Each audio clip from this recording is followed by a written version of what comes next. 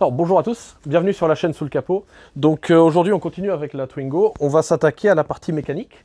Donc on va commencer, je vais vous montrer un peu comment on fait une vidange sur ce moteur là et à quel point c'est facile et faisable avec très peu d'outils. Alors en termes d'outillage pour faire cette opération, ce qu'il va nous falloir, donc tout d'abord on va commencer par de l'outillage assez générique. Donc là une bonne caisse à outils avec principalement des tournevis et des douilles avec des cliquets. Ensuite, on va passer sur de l'outillage plus spécifique à la vidange. Donc là, on a une clé à filtre pour pouvoir enlever facilement l'ancien filtre à huile. Une clé à vidange, donc avec deux embouts carrés, un plus petit et un plus grand, pour pouvoir enlever facilement le bouchon de vidange. Du point de vue des consommables, donc il nous faut forcément de l'huile avec la bonne norme en accord avec la voiture. Donc là, c'est la Renault 0710 qu'il faut pour celle-là. Ensuite on a du coup, ça j'ai commandé sur internet, donc le filtre à huile, le nouveau filtre à huile en papier qui vient avec deux joints qu'il faudra remplacer et un filtre à air. Avec ça, le seul truc qu'il nous faut, donc c'est des joints de vidange. Ça j'en ai acheté des paquets de 5 et forcément ça tient plusieurs années. Et ensuite forcément des chandelles. Donc on lève la voiture avec le cric, mais ensuite on la pose sur des chandelles. On ne travaille jamais sur une voiture qui est tenue uniquement par le cric. Et enfin, bien évidemment, il faut la revue de la voiture. Ça, c'est pas mal pour connaître les couples de serrage, par exemple, pour le joint de vidange, la quantité d'huile qu'il faut mettre, etc. Maintenant qu'on a tout ça, on peut s'attaquer directement à la vidange. Alors, on va commencer par ouvrir le capot.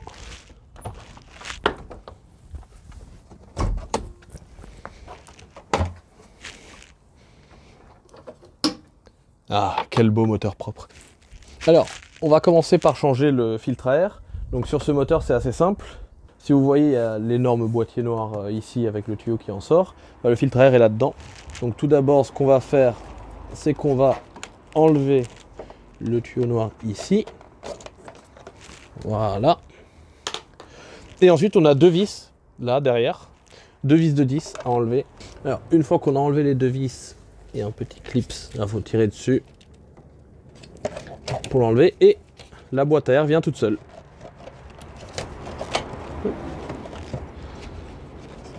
Hop. Voilà. Alors dans la boîte à air on a le filtre qui est quand même plein d'huile. Alors le filtre plein d'huile en fait sur ce moteur là ça vient d'ici, donc c'est le joint de cache-culbuteur qui fuit. Et donc là on voit qu'il y a très clairement qu'il y a de l'huile qui suinte ici. Et par l'aspiration du moteur, l'huile elle passe dans le filtre à air en bas et c'est pour ça que le filtre à air est plein d'huile. Donc je pense qu'il faudra aussi que je remplace ce joint là. Alors pour l'instant ce qu'on va faire, c'est qu'on va prendre le nouveau joint. Alors c'est pas très difficile, il y a une empreinte là où il faut le mettre dedans. Voilà. Hop, il est bien rentré. Et maintenant on va remettre le boîtier de filtre à air donc là-dedans en faisant bien gaffe donc de mettre les deux ergots en plastique à leur place. Voilà. C'est bien rentré. Appuie et c'est bon. J'ai entendu un claquement. C'est bon, voilà, c'était pas difficile. Là on prend les vis, on les remet à leur place. Voilà, on prend le tuyau qu'on va reclipser là-dedans.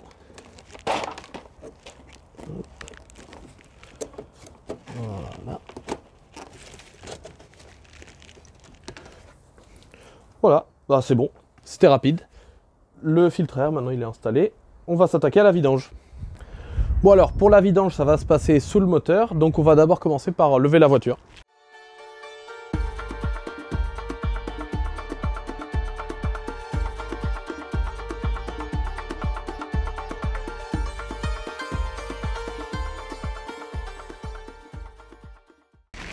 Alors, maintenant on va passer sous la voiture, donc j'ai mis un petit tapis de yoga pour pas me traîner directement par terre. On voit qu'il y a un cache sous le moteur, donc qui va nous gêner. Donc pour l'enlever, on voit qu'il est tenu par 5 vis. 1, 2, 3 là-bas, 4, 5 derrière. Donc c'est du 10 mm. Donc là on prend notre petit cliquet et on dévisse.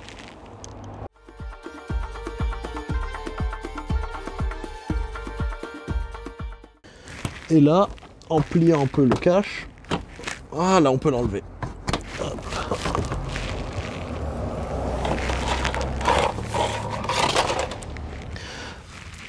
Alors maintenant, nous voilà donc sous la voiture. Donc qu'est-ce qu'on voit d'ici? La première chose à voir, c'est ça, ce qu'on appelle le carter d'huile moteur. Donc c'est là qu'il y a de l'huile. Et là, on voit donc le bouchon de vidange avec le petit joint en cuivre écrasé. Donc c'est là qu'on va devoir dévisser. Et si on cherche un peu à côté, là, on voit ici en bleu et tout plein de graisse, on voit le filtre à huile. Et c'est là que je me rends compte que en fait, j'ai pas pris le bon filtre à huile. Celui que j'ai pris était en papier, alors que ça c'est un filtre qui est tout enfermé, donc on peut pas l'ouvrir. Celui-là, il faut juste le dévisser et remplacer par un autre identique. Donc je vais recommander la pièce et on se retrouve d'ici 2 semaines. D'ailleurs, maintenant qu'on est sous le moteur, on en profite un peu. Tout en haut là, on voit qu'on a une très jolie fuite du joint de couvre-culbuteur. Donc bon, là ce qu'on voit juste là c'est le joint de culasse, mais la fuite a l'air de venir d'au-dessus, donc je pense pas que ce soit lui qui fuit. Et ça serait raccord avec la fuite du joint qu'on a vu à côté de la boîte à air tout à l'heure. Donc ouais, je pense que je vais commander aussi le joint de couvre-culbuteur, on va faire ça, parce que là vraiment ouais, tout est gras, on voit il y a même des gouttes d'huile carrément. Donc on fera ça tout d'un coup. Bon alors après cet échec cuisant, j'ai été acheter un nouveau filtre à huile. Donc là normalement c'est le bon. Alors qu'est-ce que c'est la différence et comment je me suis rendu compte que j'avais acheté n'importe quoi? Parce que là le nouveau, voilà, donc c'est une cartouche, enfin c'est un truc qui est scellé, tout est dedans. Alors que moi ce que j'avais acheté, ça doit être pas pour le même moteur, ce que j'avais acheté c'était juste une cartouche en papier qui se met à l'intérieur d'une cloche en plastique ou en métal. Donc voilà, et là en me penchant sur la voiture j'ai vu qu'en fait c'est ça qui était en place. Et c'est remplaçable que par un truc comme ça. Donc maintenant il n'y a plus qu'à. Donc sur les bacs de ce type là, ce qu'il faut c'est enlever le premier bouchon, là on va faire couler l'huile. Et aussi enlever le deuxième pour que l'air puisse s'échapper. Sinon l'huile va pas rentrer et ça va en foutre partout. Hop, là. Donc j'aime bien protéger quand même au cas où par terre si jamais j'en fous à côté. Donc je mets des petits des tapis de yoga comme ça. Voilà. Alors du coup c'est bon, le bac est bien positionné. Donc là on prend notre petite clé de vidange qu'on va mettre dans le bouchon. Et là, oh, là on dévisse. Oula. Bon bah là j'ai appris de mes précédentes erreurs, là j'ai mis des gants. Hop. Voilà. Et le jeu là ça va être de surtout pas faire tomber le bouchon dans le bac. Hop, ah. Là. C'est bon. Oh. On voit que le joint en cuivre est resté dessus. Voilà, et maintenant on laisse couler. Pendant ce temps-là, donc je commence à nettoyer le bouchon de vidange. J'enlève l'ancien joint.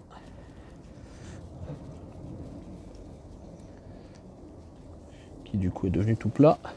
Et je vais en chercher un nouveau. Donc le nouveau joint, on voit qu'il n'est pas aussi plat que l'ancien. Et en plus on voit qu'il a une petite fêlure dessus. Donc cette fêlure en fait elle va côté vis, comme ça. Et la partie lisse du joint va côté carter. Et du coup ça va permettre à ce que le joint s'écrase bien quand on va venir serrer la vis dans le carter. Alors, pendant que l'huile finit de goûter, on va venir enlever le filtre. Donc pour ça, on va jouer avec notre petite clé à filtre ici. Et un petit cliquet.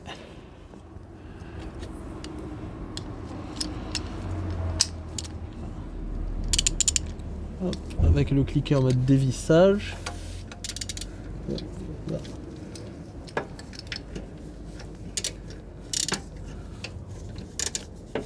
Voilà.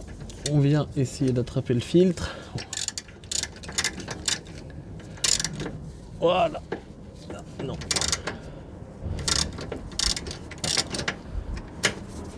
Voilà. Je l'ai vu tourner.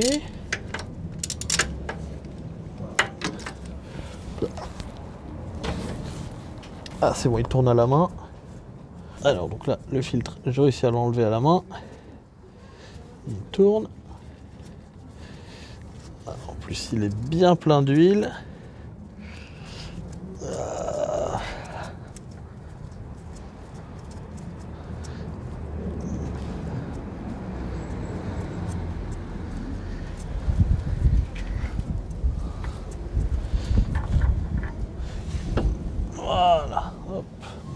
encore un peu d'huile dedans. Si on compare au nouveau, c'est bon, cette fois-ci, c'est exactement le même. Tout va bien. Alors, avant de venir remonter le filtre, on va mettre un peu de nettoyant frein pour nettoyer tout ça. Même si bon, avec la fuite du joint de cache-culbuteur, il y a de l'huile partout. On va nettoyer ça un peu plus tard. Je vais d'abord remettre le bouchon de vidange avec le nouveau joint. Voilà.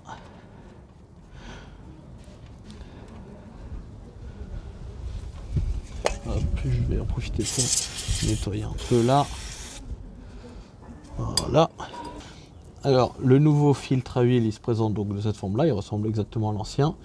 Il y a un petit joint en caoutchouc. Ce qu'on va faire, c'est qu'on va prendre un peu de l'ancienne huile pour venir le lubrifier pour pas qu'il s'accroche quand on va venir visser le filtre.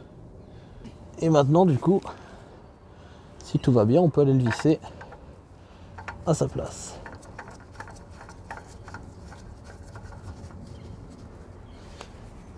Voilà.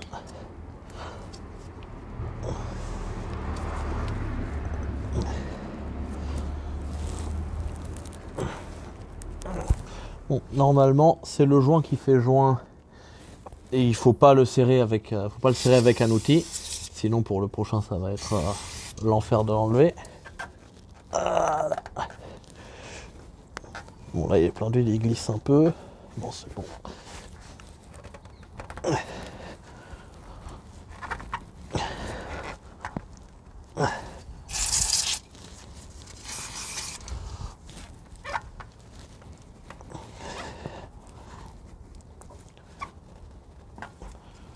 Voilà, c'est bon. Donc le filtre est installé. Maintenant on reprend la petite clé là. Voilà. Et on peut aller serrer notre bouchon de vidange. Je vais le nettoyer un peu. Là.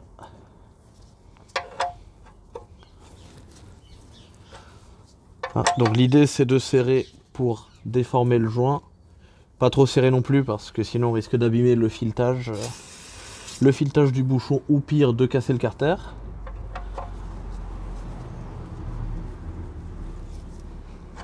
Voilà. Parfait. Bon bah c'est tout bon. Tout le travail sous la voiture est fait. Hop. Alors maintenant, on enlève ça de sous la voiture. J'ai bien remis les bouchons en place. Maintenant donc ce truc là, il faut l'emmener en déchetterie. Donc on jette pas ça ni dans les toilettes ni dans le caniveau ou quoi. Il y a des endroits dans les déchetteries pour recycler l'huile. Et on les emmène donc à cet endroit là. Alors maintenant que tout est serré en dessous, ce qu'on va faire c'est qu'on va remettre de l'huile dans le moteur. Donc vous voyez le bidon il est gradué sur le côté. 1 litre jusqu'à 4 litres et le 5e litre il est là. J'ai regardé sur la RTA, ils disent qu'il faut à peu près 4 litres 60 d'huile, donc presque 5 litres pour ce moteur. Ce que je vais faire, c'est que du coup, je vais mettre déjà 4 litres en me basant sur la graduation ici. Et après, je vais regarder en faisant le niveau et en rajouter petit à petit. Alors, donc avant de commencer à verser, je vais juste enlever un peu la jauge d'huile. J'enlève le bouchon d'huile qui était là. Hop, maintenant. Hop là. Voilà. J'ouvre le bidon, c'est pratique, il y a un petit entonnoir intégré. Et ensuite là, du coup, il s'ouvre un peu comme une bouteille d'huile, quoi. Voilà. Et maintenant, on peut commencer à verser.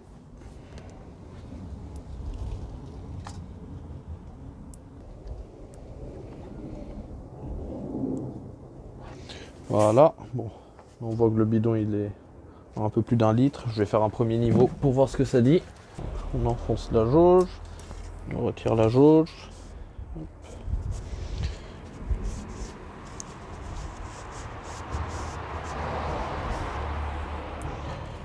Petit nettoyage, on la remet, on l'enfonce et là, le niveau est plus ou moins à la moitié. Bon, c'est une bouteille. En sachant que au premier démarrage, le niveau va baisser un peu parce que ça va remplir le filtre à huile. Je vais remettre un peu.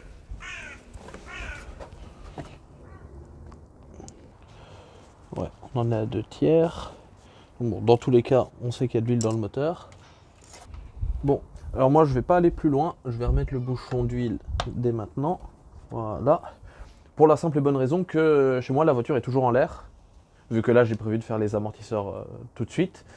Donc là ce qu'il faudrait faire en fait c'est vraiment, voilà, on sait qu'il y a de l'huile dans le moteur donc tout va bien, ce qu'il faudrait c'est reposer la voiture par terre, démarrer la voiture, attendre 5 secondes histoire d'être sûr que le filtre à huile est bien rempli, que le voyant de pression d'huile s'est éteint, couper la voiture, ensuite refaire un niveau d'huile et si besoin rajouter pour mettre vraiment le plus possible, le plus près possible du niveau max. Bon, je vous remercie d'avoir regardé cette vidéo, j'espère que vous aurez appris quelques trucs sur par exemple comment acheter le bon filtre à huile et ne pas faire des erreurs comme moi. Et en plus, j'espère que ça vous aura un peu permis de découvrir comment faire une vidange et aussi le fait que c'est pas très difficile de travailler sur sa voiture soi-même. Dans tous les cas, je vous retrouve pour la suite des aventures de cette petite Twingo sur la chaîne Sous le capot.